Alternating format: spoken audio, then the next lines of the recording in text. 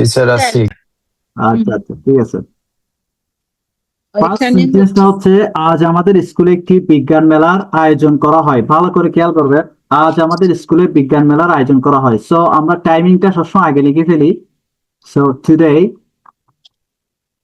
Today আজ আমাদের স্কুলে একটি বিজ্ঞান মেলা আয়োজন করা হয়। বাক্যটা হচ্ছে প্যাসিভ।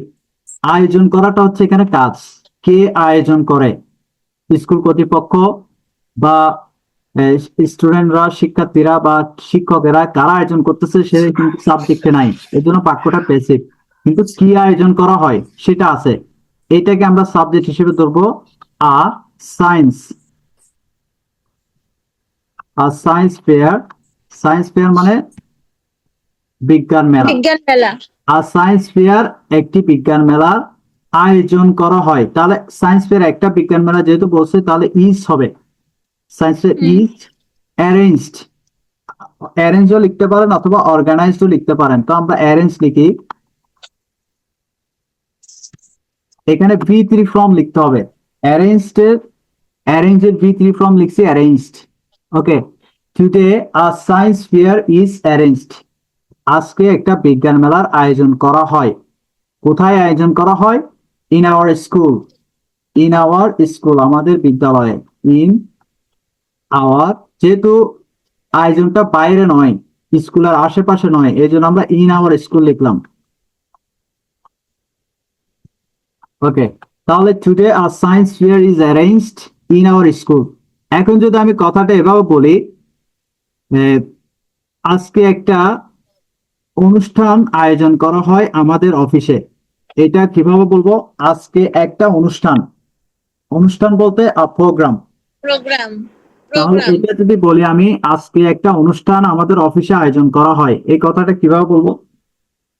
সায়েন্স ফেয়ারের জায়গায় প্রোগ্রাম হবে। হ্যাঁ, সায়েন্স ফেয়ার জায়গায় টুডে আ প্রোগ্রাম। একটা programme is arranged at our office. At our office, ঠিক আছে। তাহলে এটা পারা যাবে তো? এটা বুঝছেন? জি স্যার।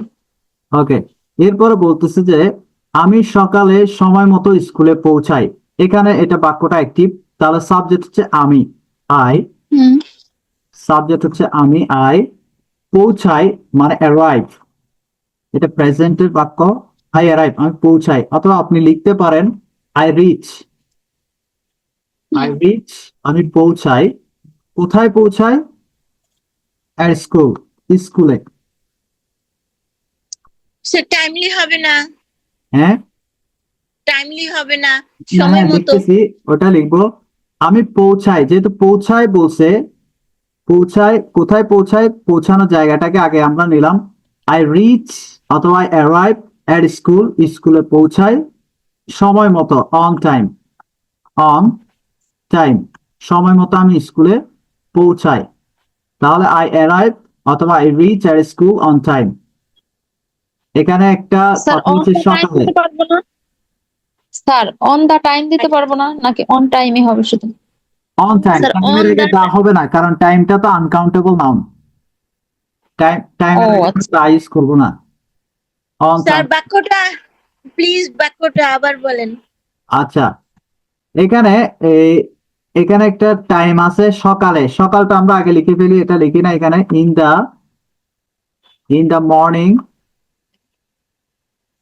ইন দা মর্নিং, সকালে। আই অ্যারাইভ, আমি পৌঁছাই। ইন দা মর্নিং, সকালে। আই অ্যারাইভ, মানে টাইমিং গুলো আমরা আগে লিখে ফেলবো, যেমন today, in the morning, tomorrow, yesterday, এগুলো শুরুতে লিখে ফেলতে পারি। ইন দা মর্নিং, সকালে। আই অ্যারাইভ, আমি পৌঁছাই। কোথায় পৌঁছাই? At school. I arrive at school on time, সময় মতো।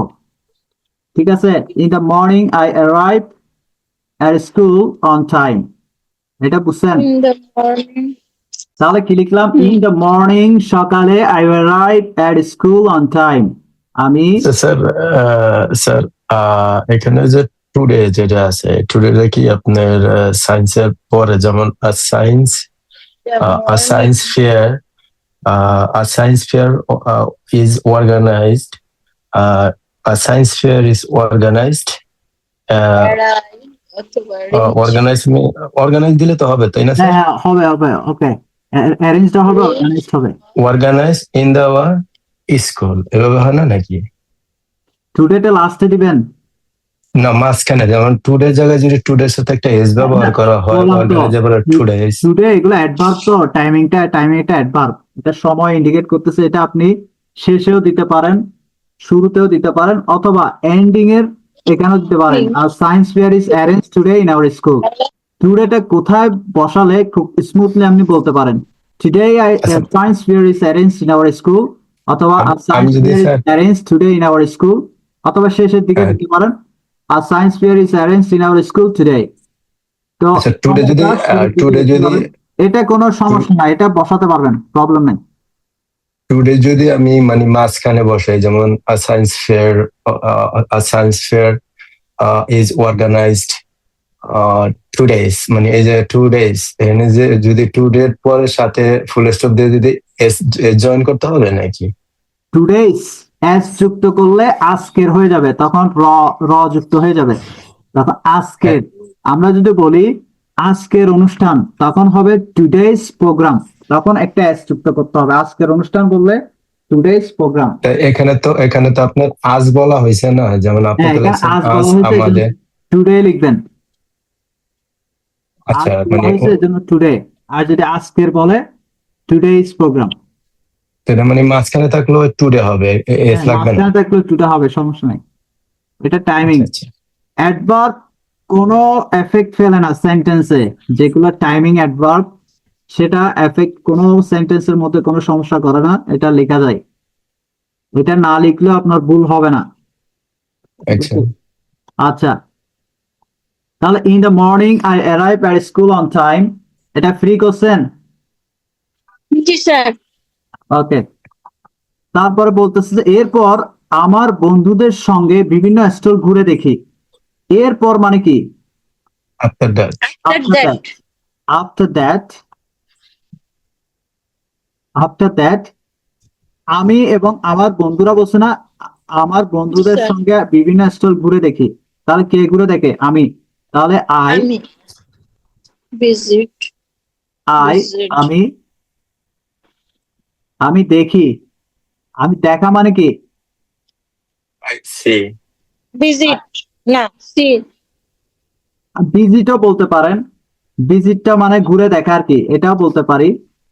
আই ভিজিট অথবা সি। কি কি ঘুরে দেখি?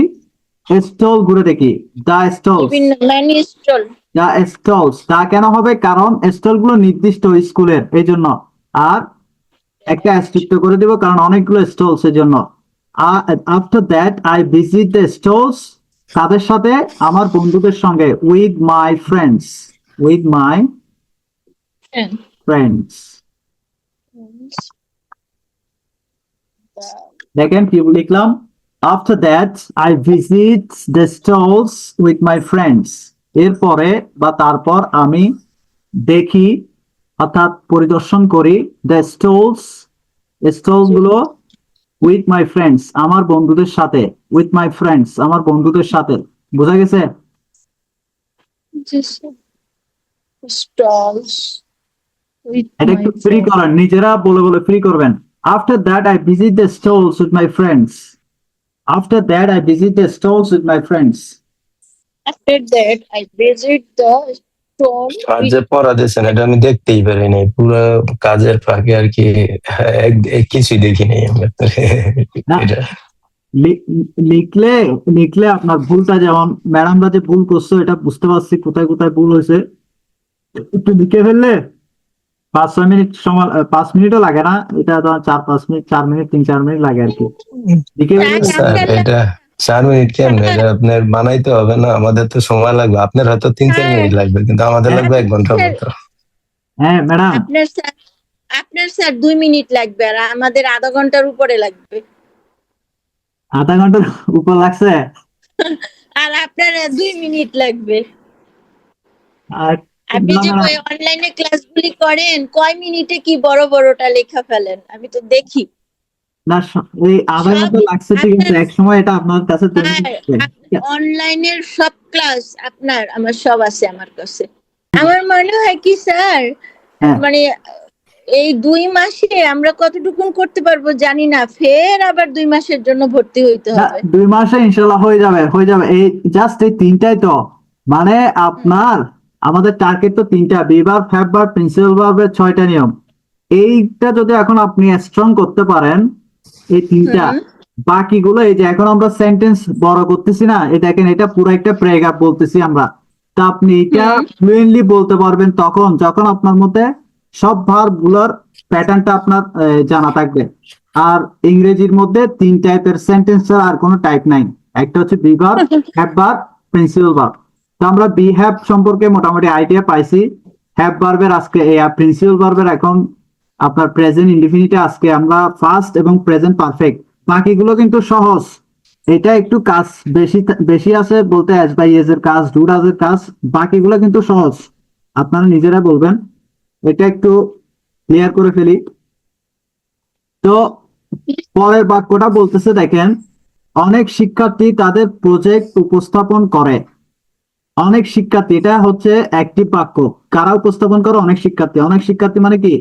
Many many students many students, many students, presentation অনেক their project শিক্ষার্থী দেখেন উপস্থাপন করে, প্রেজেন্ট। প্রেজেন্ট মানে